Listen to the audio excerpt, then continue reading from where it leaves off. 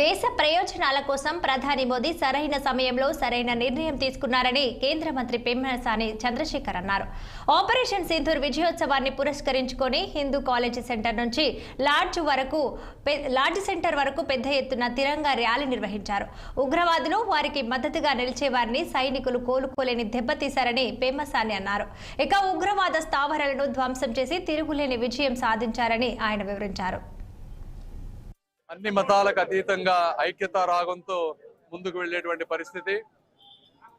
భారతదేశం ముఖ్యంగా ఎన్డీఏ ప్రభుత్వం చంపిన వారిని, అదేవిధంగా దేశం కోసం చనిపోయిన వారిని గుర్తుపెట్టుకుంటుంది.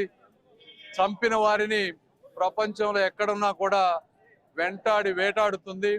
అదేవిధంగా ప్రాణాలను అర్పించినటువంటి మురళీ నాయక్ లాంటి వ్యక్తులని గుండెల్లో పెట్టి చూసుకుంటుంది.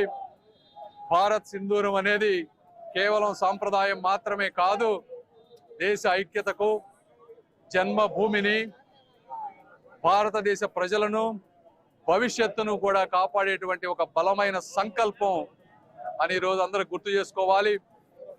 చిన్న అరాచకమైనటువంటి పనులతోటి భారతదేశ అభివృద్ధిని ఈరోజు మీరు విచ్ఛిన్నం చేయలేరు. ఈరోజు చూస్తుంటే భారతదేశ ఆర్థిక వృద్ధి 5 బెస్ట్ 5లోకి వచ్చాం. మరి పాకిస్తాన్ వాళ్ళు చూస్తే ఈరోజు కేవలం తమిళనాడుతో పోటీ పడేటువంటి పరిస్థితికి వచ్చారు. విధ్వంసంతో, ఇటువంటి టెర్రరిస్ట్ యాక్టివిటీస్ తోటి భారతదేశానికే కాదు మీకు కూడా చాలా నష్టం జరుగుతుంది.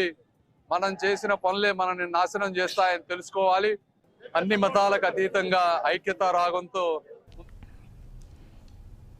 హైదరాబాద్